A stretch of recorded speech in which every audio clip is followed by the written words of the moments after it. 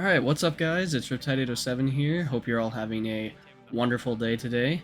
Season 8 of the finals has released the other day, and I figured I would just make a video today just to give my first impressions of the new season.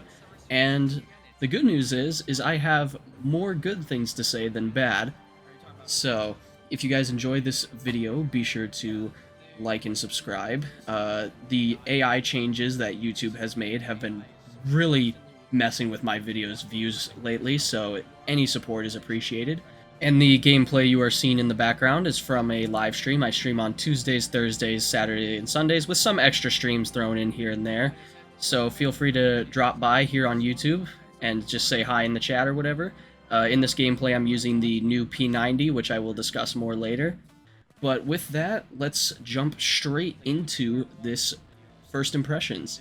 I do want to start off by saying that initially, this review was actually pretty mixed, because when the season launched, there was some pretty serious issues and bugs. But thankfully, today Embark put out a hotfix that has fixed several of those issues. So I'll give them the W here, and I'm now changing my review from an overall mixed to a pretty positive review. So jumping straight into the first topic of the new season, and probably the biggest one, are the two new weapons, the P90 for medium and the BFR Titan for the heavy. Overall, I think both of these guns are pretty solid additions to the game. The BFR Titan especially is... oh, it is so satisfying. It feels so good. It actually might be one of my favorite guns in the game, and I've only been using it for 2 days. The P90 is an interesting weapon to me because from my personal experience, I don't know if I just haven't fully adapted to the playstyle that the P90 has, but I cannot get the P90 to work for the life of me. Like, I know I'm using it in this gameplay in the background, but it's like, I've probably clocked over like 12 hours of use on the P90 already, and this gameplay in the background was like my best game, and I think it was only like a 26 kill game. So I'm still trying to figure out the P90, I'm trying to figure out like the playstyle you should be using with it. But overall, I think both the new weapons are very, very solid. And, you know, like I said in my Season 7 impressions video, I love new weapons. They are my favorite piece of content, and these two weapons do not disappoint in terms of new weapons, so I will gladly take that. And in terms of where these weapons sit in the meta and whether or not I think they're good or not, I definitely think the BFR Titan is very strong, and I'm not gonna lie, I personally don't think this, but I do think the general finals community is going to want the BFR Titan to be nerfed, or we could have the same thing that happened with the repeater, and I mainly think this is because of its ability to two-shot lights. You know, people hear that and they instantly just get terrified. I remember it was the same thing with the repeater, but I mean, now you look at the repeater and it's like, it took a 4 damage buff for anyone to use it, really. So I don't know if we're just in another repeater situation or if the BFR Titan is generally actually strong. I personally think it's in a pretty good spot. I do think it fires a little fast for how powerful of a revolver it is, so if they were going to tune it in any way, I would just lower the fire rate slightly, but that's just me. And then in terms of the P90, I think the P90, honestly, is pretty well balanced. I don't really... there's not too many issues with it. The only issue I have is it seems to have, like, really insanely high jumping accuracy, and I don't know what it is about the P90, but I have never seen finals players jump around like it's Call of Duty like I've seen the past few days with the P90. So I don't know if that's like... I don't know what's causing that. I don't know if the jumping accuracy is actually just too high, because this is the first time I've ever seen players actually just jumping around like a maniac while using a weapon. So, but besides that, I would say overall, both the weapons are pretty decently balanced. Neither of them feel like insanely OP, and neither of them feel so useless that I used them for 2 games and said, this thing is cooked, I'm never touching it again. But moving on to some of the quality of life changes. First off is the replay system. Kill cams are finally in the finals, and I'm going to be honest, they are extremely obnoxious. Like, I already have them turned off. The whole instant replay screen that pops up is completely unnecessary in my opinion. I get it kind of adds that finals flair, but I don't know. I feel like it just wastes so much time. So I probably won't be turning the replay back on unless they remove that instant replay screen, because it just feels like a waste of time. But to give credit where credit is due, shout out to Embark for actually allowing us to turn that off, because I know most games would not allow that, so I appreciate them actually letting us do that. Up next is the Monaco and Kyoto map changes, with Monaco receiving suspended sponsor structures like Bernal, and I gotta say, I think every map that has suspended structures should have suspended sponsor structures. They play so much better than the old suspended structures. It's not anymore just like, oh, they broke all the zips, we're cooked, we can't get up. No, there's like several different ways to attack each suspended structure, and it makes the fights around those so much better. Plus, I like how they expanded the suspended structures to be over where like annoying cash out spots used to be. Perfect example on Monaco is like the back corner of the map where that has like that grass circle with the trees in it. They would have that one cash out back there, and it was the most annoying cash out I think in the entire game. But now in suspended sponsor structures, it sits on a suspended structure now instead of down in those trees, which makes that part of the map play so much better. And then for the Kyoto map changes, I've tried them, and I think they're overall another step towards making Kyoto an actually playable map, but man, the performance on Kyoto is still just terrible. Like, it's to the point now where one of my friends I play with, every time we load up Kyoto, he just knows we're screwed because his game is going to be running like absolute garbage the entire time.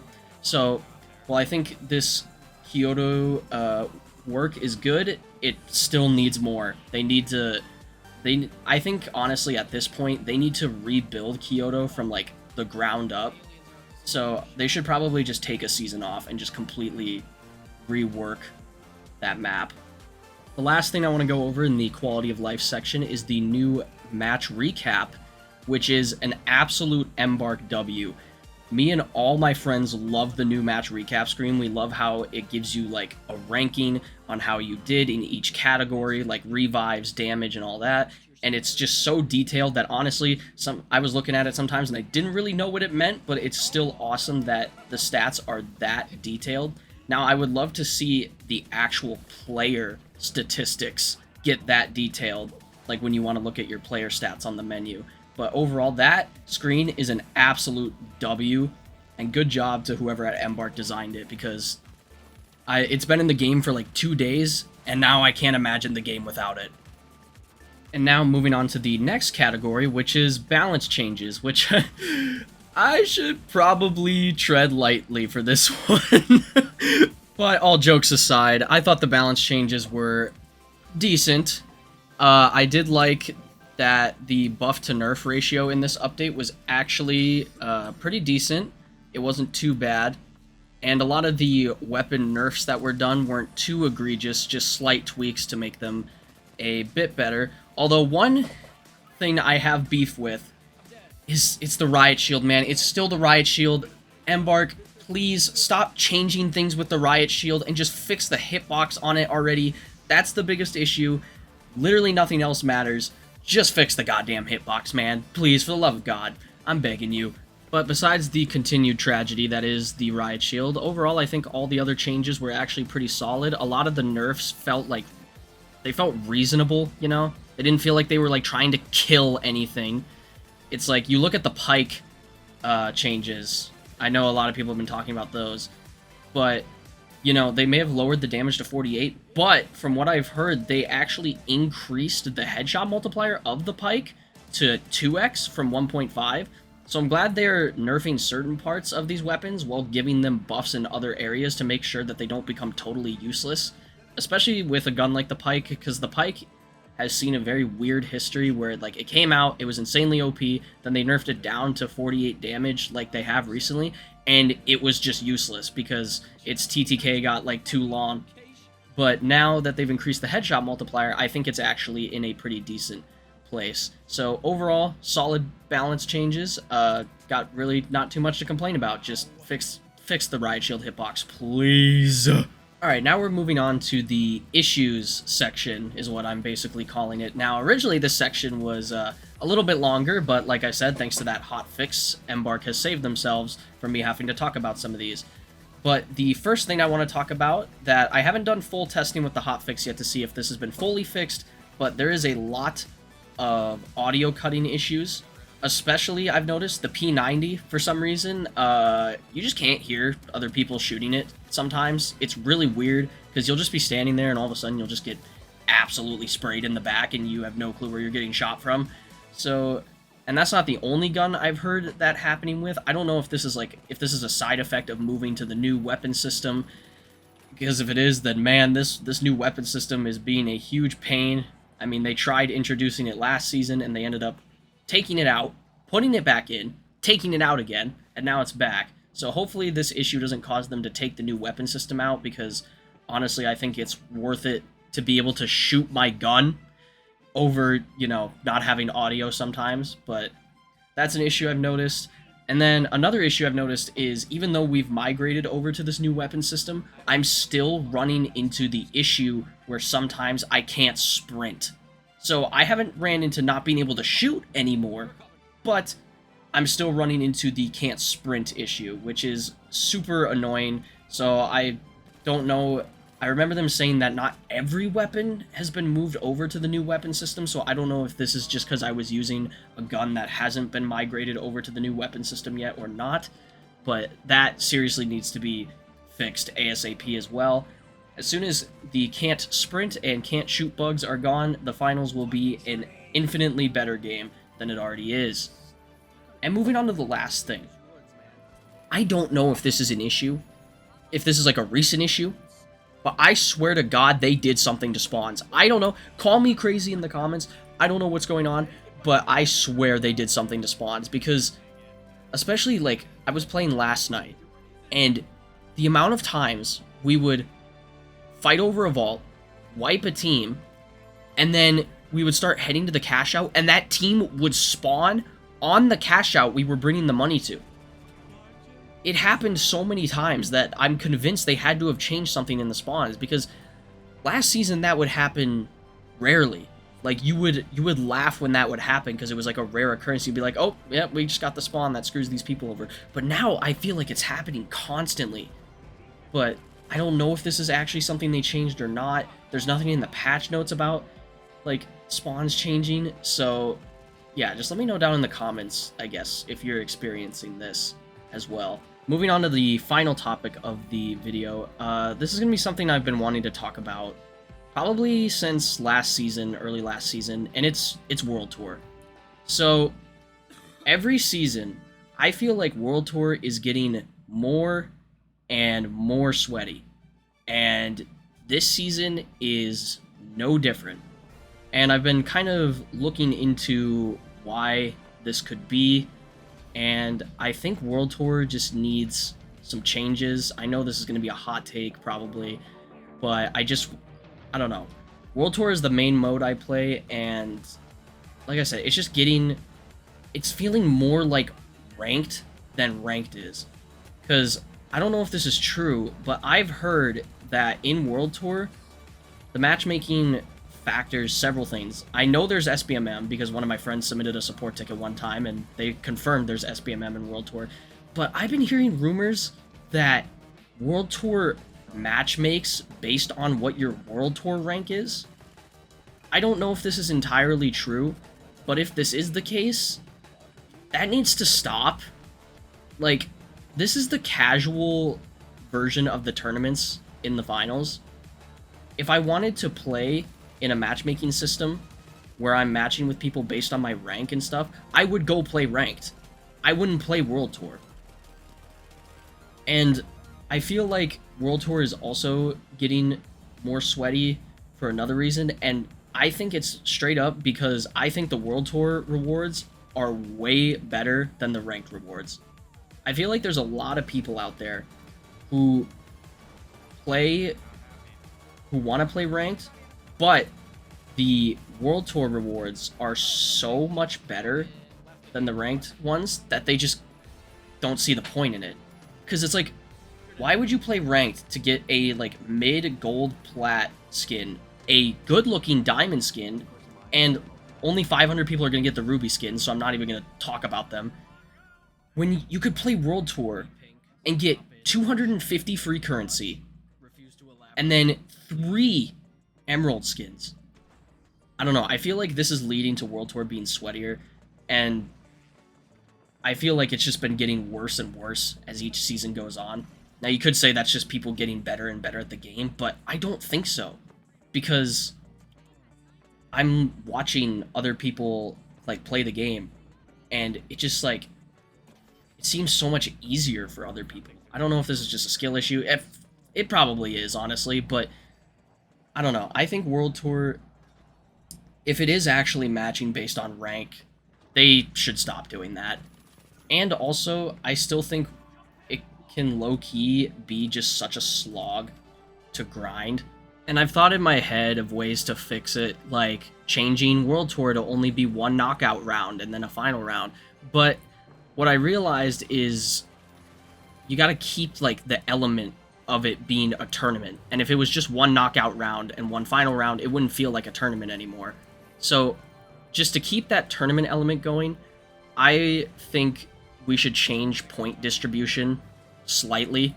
I'm not saying by much. So, what I want to see is if you can keep it so that if you get 7th or 8th in the tournament, that's when you get 2 points. So, if you did just absolutely garbage, then you get 2 points, like you deserve, pretty much. But if you get 6th or 5th place, so you were, what that basically means is in your first round tournament, you were more than likely 3rd in the team leaderboard.